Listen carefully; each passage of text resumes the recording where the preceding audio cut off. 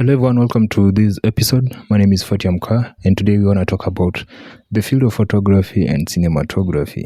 Now, most of you want to be the guys behind the camera, or maybe you want to be a director or a production guy, or you want to be an executive production in a movie or in a film setup. Or maybe you want to get into the field that I want to talk today about. You want to be an owner, or you want to be a media house, and you want to create the media house. Now, in this episode, I'm going to tell you why it is very difficult to get into the field of photography and cinematography as someone who has been in the field for so long. Now, the first thing is getting into cinematography, videography, or photography is difficult because the equipments are expensive. Now, I'm not talking about the guys who always tell you that as a beginner. Now, I'm talking the professional way. If you want to get a job, or if you want to do an amazing work, the first thing that you should realize is if you are planning to get into photography or cinematography, then you should just have the bag. You should have the money, and you should have the capital to start your work. Now, let us take an example. The cheapest camera, where I come from right here in Kenya, and when I talk about the cheapest, it means those cameras that have been used, because you're talking about cinematography or photography that can go to a production level where people can hire you. So you do not expect me to talk about cameras that are used to take passport photos. I'm talking about cameras that are used to take photo shoot photos. Now, the cheapest that you can get, maybe it can go for 30,000 or 35,000, and that is a camera that has been used to the end. It is almost dying. Then someone decides, okay, I want to upgrade and get another camera.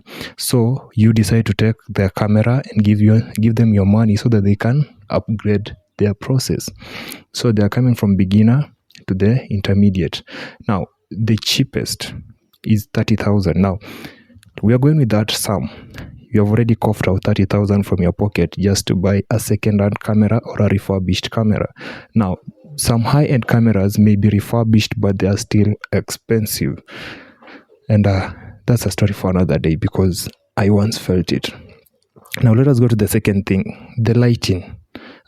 These that give you all this light. Now, you may find them at a range of 4,500 or 7,000 and above. So our math right now stands at 30,000, at 38,000, right? That is if you're buying one light. Now let's say you're buying 2 or 3. Take 8,000 times 2. That becomes 16,000 just for the light. So 30,000 for the second-hand camera plus 16,000 for the light. That comes at a rate of 46,000. Now you have coughed out 46,000 just for the camera and the light. Now let us go to the third thing. Now we're talking about photography. Let us go to the strobe lights, or the umbrella stuff. So you want your lighting. Now, when I'm talking about the umbrella stuff, it means those big domes that you see photographers with on a stand. Now, the cheapest can go for about 6,000 shillings or 7,000 shillings, 8,000. Now, that range, depending on your location and depending on your plug. So, at that point, we are at a rate of, we had reached 46,000 plus 8,000. So, it becomes 50. Oh my god, my math is bad. 54,000. Yeah, 54,000. Now we have reached at 54,000, and the journey is still long. You are just planning to be a photographer, and that is the reason why you never see photographers giving out free photos. And when they give out free photos, then there is a catch. I don't want to tell you how the catch is coming by, because that is none of my business, and I don't want to be sued, and I don't want anyone to jab me in my work. So we have reached at 56,000 just for the camera, for the light, for the flashlight. Yeah, because when it comes to videography, that is a different lighting system, and it is super expensive. And then we have the umbrella domes.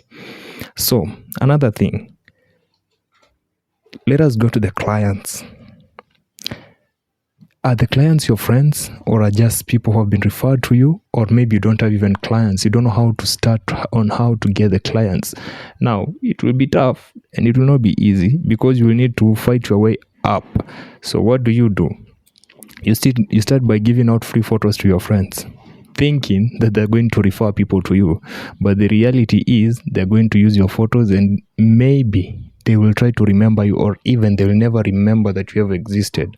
So rule number one, never give out free photos. So, or maybe you are working for another photo man, meaning you're working under the umbrella of another photo person. So what do? You're trying to pay them so that they can give you works, or so that they can refer you to their clients who are beginner clients, meaning they do not pay out enough money, or they're not interested so much in quality work. So they send you those clients. Now you are finding it okay, and you're getting your way up, and now you have these beginner clients. Now you're doing your job. When they're sent to you, you do the quality work. You are trying to sell your work because you're a beginner, and you are trying to tell them that always come back next time. So your work is doing great. But again, now you have been in the field and your camera has started having problems. So it needs maintenance, it needs repair, and it needs storage. Now, let us go to the next part, the storage part. Clients have become many, and you need a storage. And I'm not talking about the normal flash card or the normal memory card. Cameras have their own special storage cards. So when you go to websites, you will find out that most of the quality, the 128 GBs, will range from 4,500 and above. So that is another catch on your camera, because when you bought your camera, you had been given a 32 GB and you didn't realize that it doesn't have the specs that a quality camera or a production level camera requires from a storage card, meaning faster processing, and also it doesn't hang every time, because sometimes your memory card or your storage card will tend to hang each and every time. So what is the next thing that you do? You use the small money that you've been getting from clients to rush to the nearest camera shop and buy yourself a storage card. And then when you're at the storage card or the camera shop, you realize, cameras have bags. You're like, wow, so I need to carry my camera in a special bag, not the normal bag that I've been carrying in, because maybe the bag that I have will tend to destroy my camera. So you decide, okay, let me go do some 2-3s, let me go do some job, and come back for the bag. You are doing great. You have started getting enough clients, and the work is selling itself. So you need a bag. So take the 4,500 shillings and then add to the 54,000 shillings that we had reached. So that comes to about 58,500.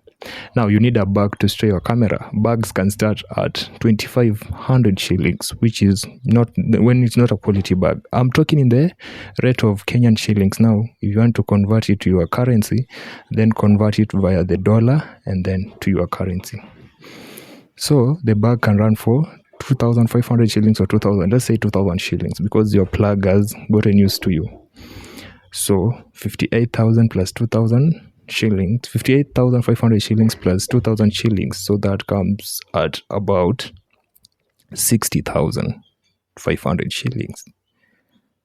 And you haven't even started reaping the money that you have spent on your equipments. That is why I am telling you, getting in the field of photography is very difficult. So you have bought a bag, you have bought a camera, you have bought a storage device, and you have bought lighting.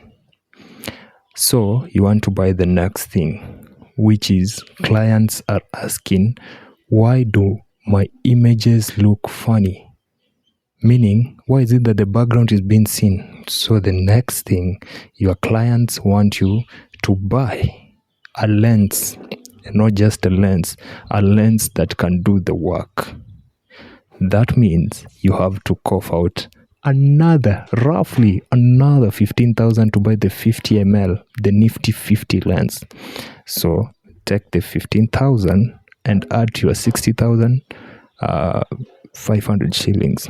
That comes to about 75,500 shillings. You haven't started getting any profit from your camera work. And we're talking about photography. We haven't gotten into videography. Yeah, we haven't. So you decide, okay, let me go buy a nifty 50.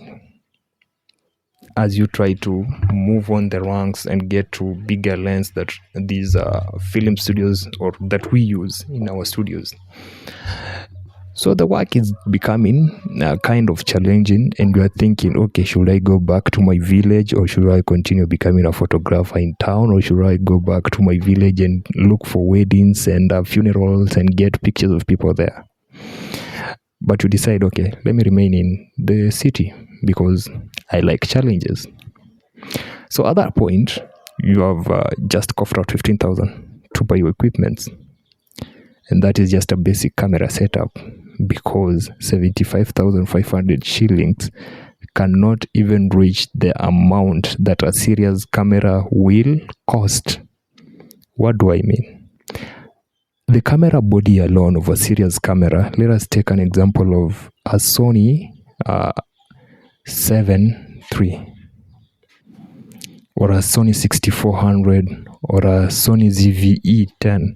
It will cost you about 90,000 and above.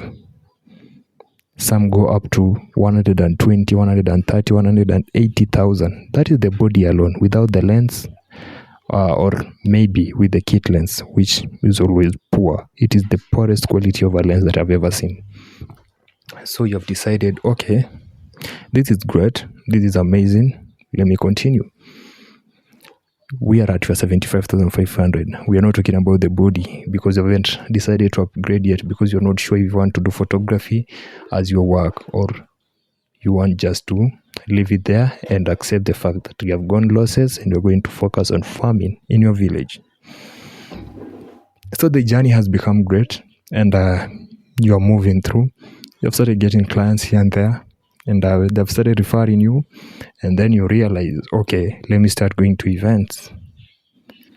So you decide, let me go to clubs to look for clients, let me go to parties to look for clients. And then when you are there, mistakenly or coincidentally, someone decides, you become careless, and someone decides to, you know what I'm gonna say, to steal your equipment. If not the whole equipment, then part of the equipment. Oh my God. Now you have to start over. You have lost client images. You have lost a lot of things that are important to your work, and you don't know what to do. You freak out. But you decide, okay, photography was paying me. Now I have to do the process over and over again. Or maybe you just became careless and water spilled into your camera, or alcohol, or whatever it is, or your camera fell. And you know very well we do not have a camera specialist. There is always a saying that says, if your camera dies, it is dead. Leave it alone. Do not try to raise it, because it is gone. There is no way it is coming back. So what I'm telling you is, if you want to get in the field of photography, that is photography, then you have to plan yourself capital wise, and come up with a plan. Look, first draft and see, is whatever I'm going to do going to give me the money that I need, or I'm just losing my time here. Now let us go to cinematography, because now that is the beast of the work. Now cinematography is different, because a serious video camera, a serious one, because if you're going to take Canon, the 750Ds and below, or the Canon's DSLRs or mirrorless camera, they're going to record for maybe, some record for 18 minutes, some record for 30 minutes, and then they cut. So you have to stand there every time and see if it is working.